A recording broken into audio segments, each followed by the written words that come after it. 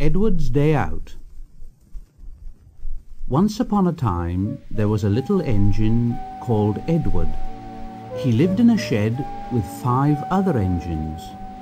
They were all bigger than Edward and boasted about it. They said, "The driver won't choose you again. He wants big, strong engines like us." Edward hadn't been out for a long time, and he began to feel sad. Just then the driver and fireman came along to start work.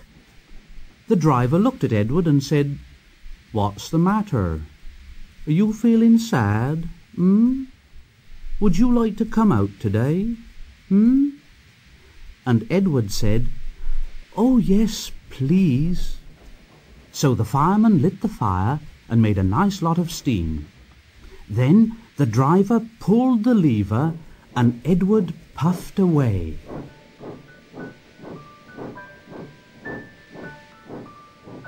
The other engines were very cross at being left behind, and away went Edward to get some coaches. At last Edward found the coaches, and they said, "Oh, please be careful, Edward. Don't bump and bang us like the other engines do." So Edward came up to the coaches very, very gently, and the shunter fastened the coupling. The coaches were very pleased. "Thank you, Edward. That was kind. We are glad you're taking us today."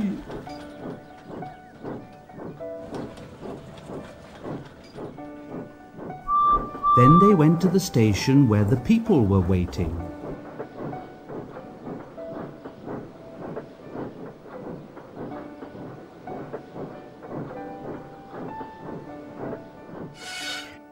"Come along, get in quickly, please." So the people got in quickly, and Edward waited happily for the guard to blow his whistle and wave his green flag. He waited and waited, and there was no whistle and no green flag. Edward was getting anxious. "Where is that guard?" The driver and fireman asked the station master. Have you seen the guard? No. They asked the porter. Have you seen the guard? Yes, last night." Edward began to get cross. Are we ever going to start? Just then a little boy shouted, "Here he comes!" And there the guard was, running down the hill with his flags in one hand and a sandwich in the other. He ran onto the platform, blew his whistle, and jumped into his van. Edward puffed off.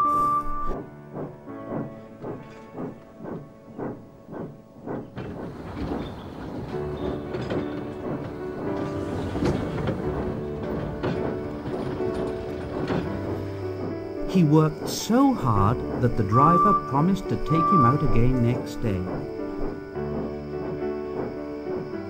And he told the other engines in the shed that night, "I'm going out again tomorrow. What do you think of that? But he didn't hear what they thought, for he was so tired and happy that he fell asleep at once.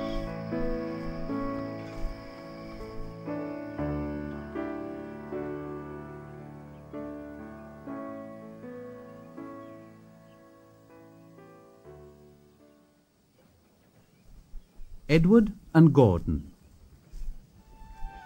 One of the engines in Edward's shed was called Gordon.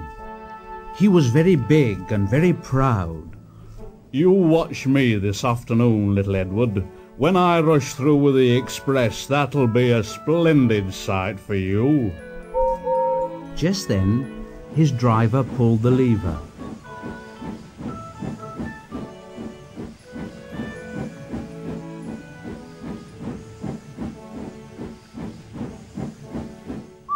Edward went off too to do some shunting.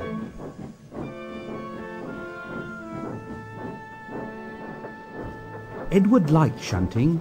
It was fun playing with trucks. He would come up quietly and give them a quick pull, and the trucks would scream out, "Oh, oh, oh, oh, oh, oh, oh, oh, oh, oh, Oh, whatever's happening? Edward played till there were no more trucks. Then he stopped to rest.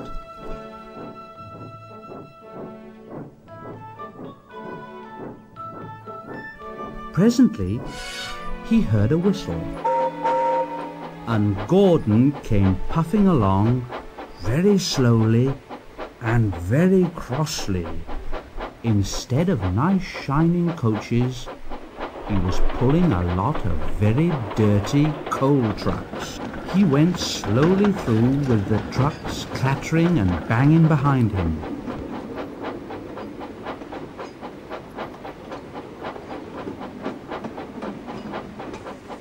Edward laughed and went to find some more trucks.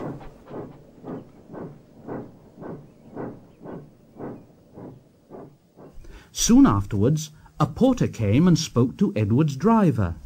"Yeah, Gordon can't get up the hill. Will you take Edward and push him, please?" They found Gordon halfway up the hill, and he was very cross. His driver and fireman were talking to him severely.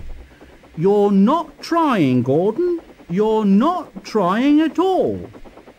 And Gordon said, I can't do it. I can't do it. The noisy trucks hold an engine back so.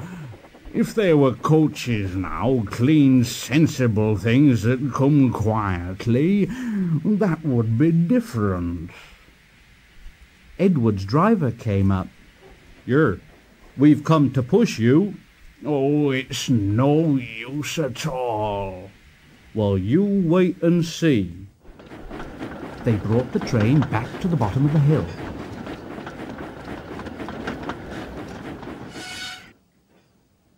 Edward came up behind the brake van. "I'm ready." "It's no good." The guard blew his whistle, and they pulled and pushed as hard as they could.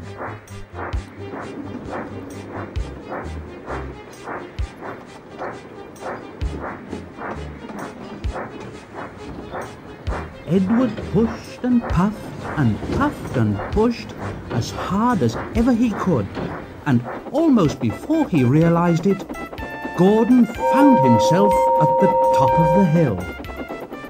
"I've done it." And he forgot all about Edward pushing behind. He didn't wait to say thank you. Edward had pushed so hard that when he got to the top, he was out of breath. He ran on to the next station, and there the driver and fireman said they were very pleased with him. The fireman gave him a nice long drink. And the driver said, "I'll get my paint out tomorrow and give you a beautiful new coat of blue with red stripes. Then you'll be the smartest engine in the shed."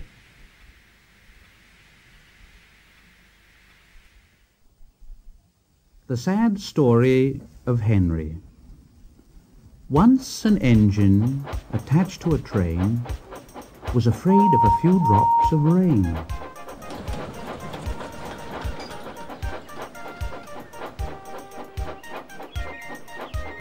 It went into a tunnel and squeaked through its funnel and never came out again. The engine's name was Henry. His driver and fireman argued with him, but he wouldn't move.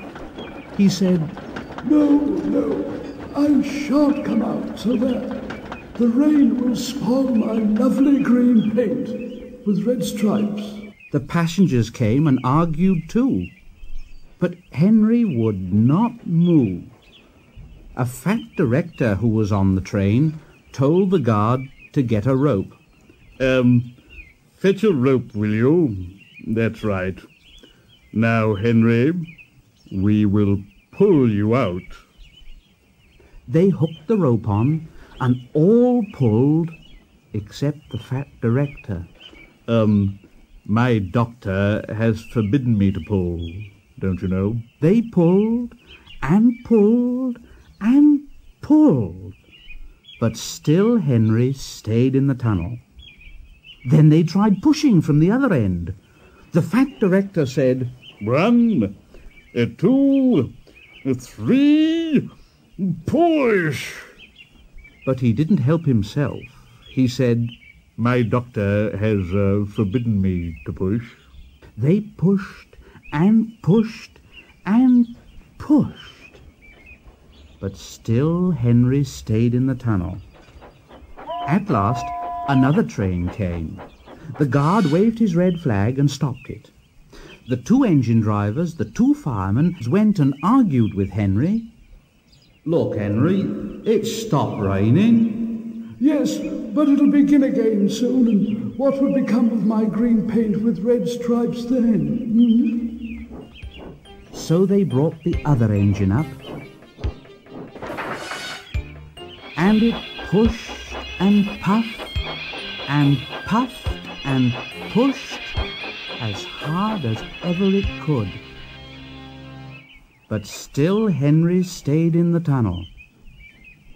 So they gave it up, and the fat director told Henry, We shall leave you there for always and always and always.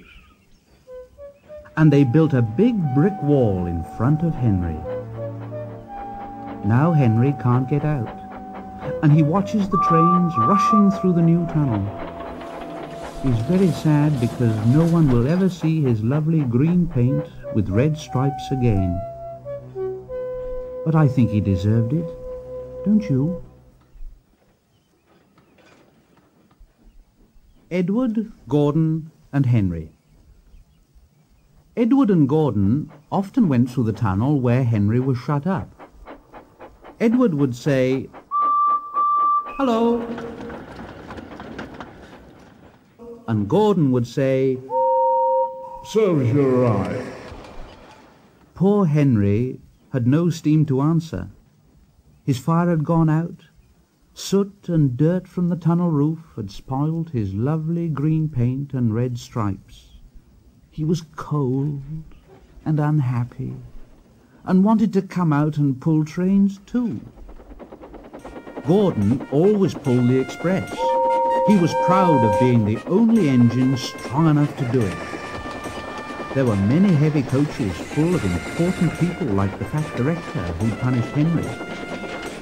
Gordon was seeing how fast he could go. Gordon could see Henry's tunnel in front, and he thought to himself, In a minute, I'll just go at Henry and rush through and out into the open again. Closer and closer he came. He was almost there when Gordon was in a cloud of steam and going slower and slower. His driver stopped the train. Oh, what has happened to me? Oh, I feel so weak. And the driver said, "You've burst your safety valve. You can't pull the train any more." Oh, dear. And we were going so nicely, too. Look at Henry laughing at me. Everybody got out and came to see Gordon. The fat director said, Yes, I never liked these big engines. Always going wrong. Send for another engine at once. While the guard went to find one, they uncoupled Gordon and ran him onto a siding out of the way. The only engine left in the shed was Edward. Edward, Gordon isn't feeling very well. Will you come and pull his coaches for him?" "Well, I'll try." Gordon saw Edward coming. Oh, he's no use. Edward can't pull a train. Edward puffed and pulled and puffed and pulled. But he couldn't move the heavy coaches. I told you so. Why not let Henry try, And the fat director said, All right, I will. Henry, will you help pull this train? And Henry was delighted. Oh, yes, certainly. Only too pleased. So Gordon's driver and fireman lit his fire, and when he had steam up, Henry puffed out.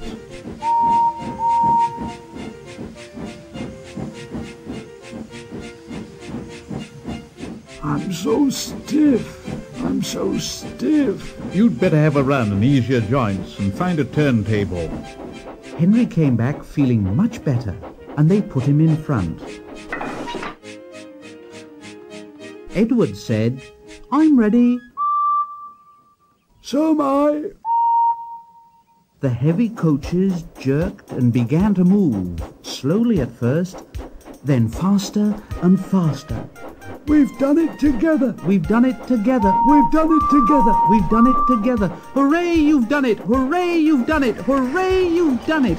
All the passengers were so excited, the fat director leaned out of the window to wave to Edward and Henry, but the train was going so fast that his hat blew off into a field where a goat ate it for his tea. They never stopped till they came to the big station at the end of the line. The passengers all got out and said thank you, and the fat director promised Henry a new coat of paint. Would you like blue and red? Oh, yes, please. Then I'll be like Edward and Gordon. That will be nice.